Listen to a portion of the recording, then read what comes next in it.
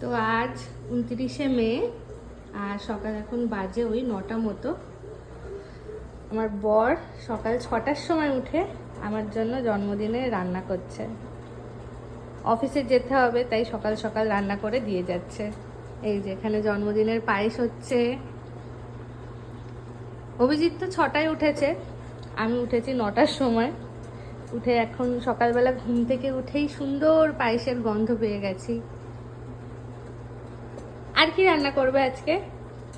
আজকে হবে হচ্ছে ফ্রাইড রাইস, পাতিয়ালা চিকেন, চিংড়ি মাছের মালাইকারি আর কিছু না। আর কিছু না, এটাই অনেক জিনিস। এত জিনিস। কালকে প্রচণ্ড ঝড় বৃষ্টি হয়েছে। আজকে আমরা ভাবতেই পারিনি যে এই জিনিসগুলো রান্না করা যাবে, কারণ কালকে সন্ধ্যে থেকে পাওয়ার কাট হয়েছিল, মাঝরাতে কারেন্ট এসছে। Thank you. কেকও তো আছে, কেকও আছে আজকে। এই যে পায়েস হচ্ছে। কাজু বাদাম দিয়েছো? Yes.